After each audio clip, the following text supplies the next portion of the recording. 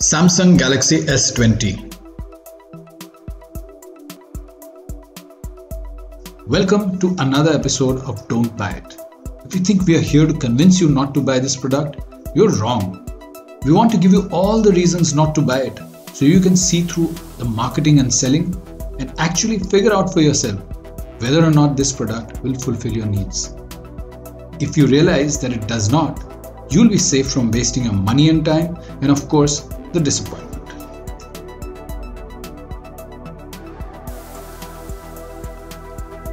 Today we're going to look at the Samsung Galaxy S20, the new flagship phone.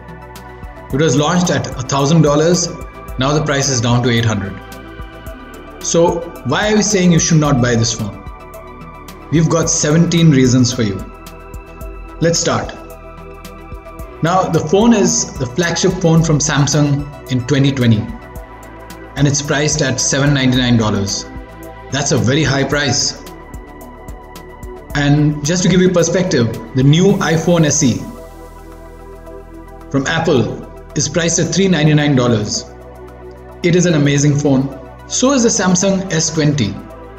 But the Galaxy S20 is priced at $799. It seems to be really expensive. That's your first reason.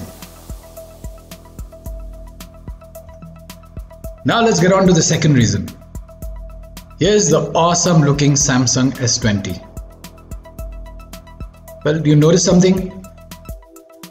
It has a USB-C port, but it doesn't have a 3.5mm jack.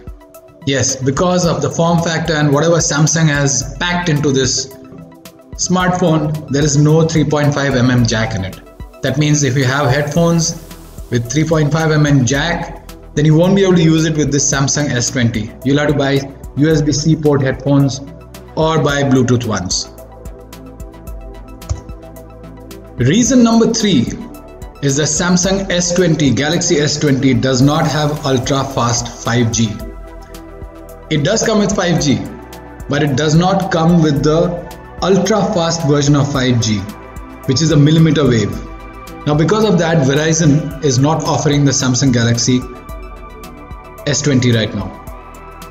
So Verizon says that a different version will come later in the year and they will offer it at that time, but right now Verizon is not offering it. That means you will not get the full 5G speeds with the Samsung Galaxy S20. The S20 will not give you the full 5G speeds. The full 5G experience is available in the S20 Plus and the S20 Ultra, but not in the S20. So that's a clear reason for you to not buy it. The next reason for not buying the Samsung S20 is that its battery life is relatively short. It does not have a fantastic battery life. Yes, it's decent, but it's not really good.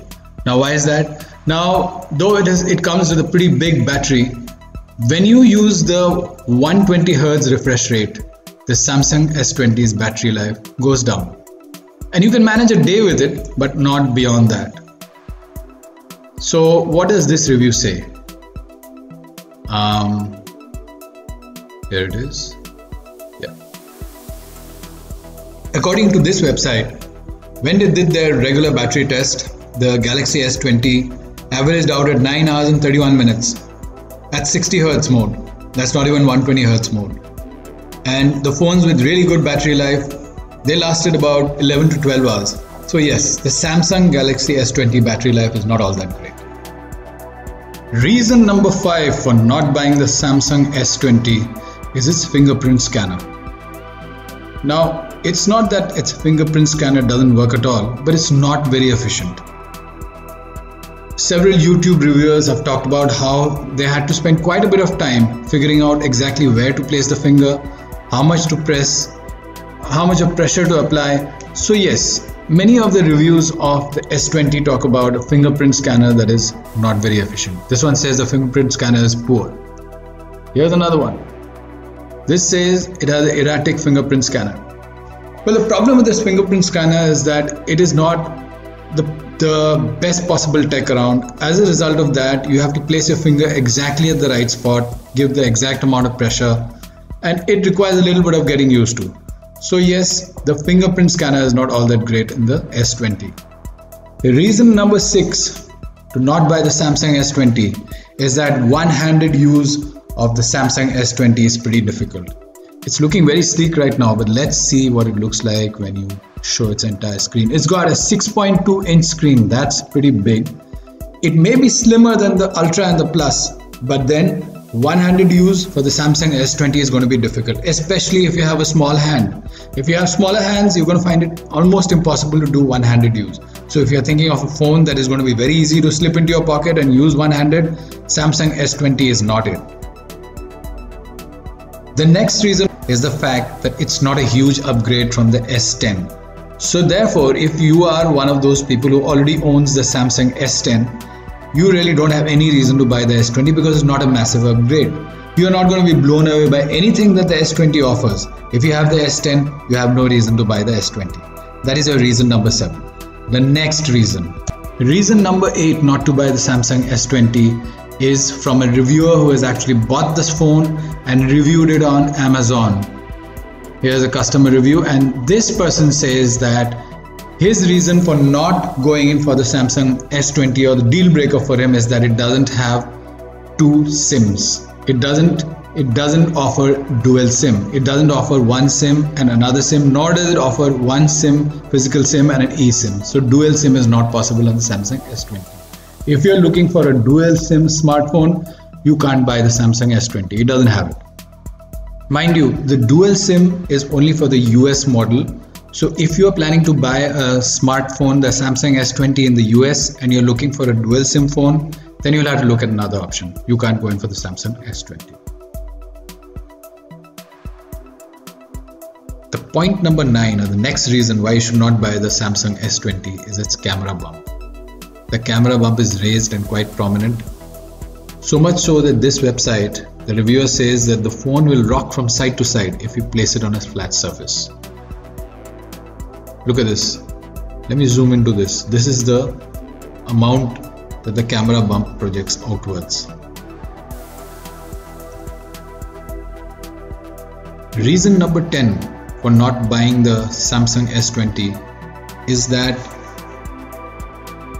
in some technical ways, the camera of the S10 is actually superior to that of the S20. That's because the S10 had something that is known as dual aperture. So the aperture would shift from one setting to another in low light conditions, and that would allow the camera to pull in more light and give you better low light shots. In the S10, the S20 does not have dual aperture. So if you think about it, a previous version has a better feature in the camera. That's definitely a reason not to buy it. The reason number 11 not to buy the S20 is that the photos from S20 make faces overly smooth. Now, this is a problem essentially with the selfie camera, but can also happen with the regular camera. So this is a reviewer who has taken a photo himself with the selfie, and he says that his skin has become overly smooth. Another reviewer says that there is this issue of overbearing skin smoothing. The 12th reason why you should not buy the Samsung S20 is the overall design of the phone, with glass in front as well as glass in the back that makes it pretty slippery. So the phone, there's a decent chance that the phone slips out of your hand while you're holding it and not paying much attention. It also has a camera hump that is slightly awkward, which adds to this. So that means you have to have a case so that the phone is protected. Also, it's not that slippery. Another website says that it's sad that there's no screen protector or case included, because you definitely want that if you are slightly accident prone, given the phone's glass back. The next reason why you should not buy the Samsung S20 is its face unlock system. The face unlock system of the Samsung S20 is quite basic. It uses the front camera. Most of the high-end phones use infrared face scanning tech, but it's not there in the Samsung S20. So in fact, we can go ahead and say that it's very rudimentary face unlock on the Samsung S20. This website says that compared to the Pixel 4, whose face unlock is decent, Samsung's face unlock scanning is not good at all. So yes, one reason that you should not buy the Samsung S20 is that its face unlock is really not very high-tech or very efficient. Reason number 14 is that the Samsung S20 has curved edges, though not as much as before when it had the waterfall design, but still it has curved edges, and curved edges means accidentally pressing. The curved edges can cause accidental presses, and that is another reason for you to not buy the Samsung S20. The next reason for not buying the Samsung Galaxy S20 is its UI. The Samsung One UI in the S20 is packed, has many apps and can become quite overwhelming. Just to navigate through all the apps is quite difficult. And if you need to put off something specifically like Bixby, you have to go into the advanced menus. Quite frankly, the UI can feel very bloated for someone who has not used Samsung before. You can turn most of it off, but if it comes with a service provider, then you'll have a huge number of apps with the Samsung One UI that you'll have to put off one by one. If it comes unlocked, then there are fewer apps and it's more manageable. But yes, this is one reason to not buy the Samsung S20. Reason number 16 is that the Samsung phone has a full resolution of 1440 pixels, the QHD Plus, and it has a high refresh rate, of 120 Hz, but you cannot combine the two. You are not able to combine the full resolution of 1440 pixels with the full refresh rate of 120 Hz. It is locked out. 120 Hz and QHD Plus resolution is locked out, probably because the phone cannot handle this combination. Maybe it takes away too much of the battery, that takes away too much of the charge, or it heats up the phone too much, but that is locked. So the new 120 Hz refresh rate isn't QHD Plus compatible. So you have to pick whether you want a higher resolution display or a faster loading picture. Now that's a choice I don't want to take. I want both of them together since they're there. However, you don't have it. So there's another reason for you not to buy the S20. The last point we have, the last reason why you should not buy the Samsung S20 is that some reviewers are saying that the audio from the speakers is not too great.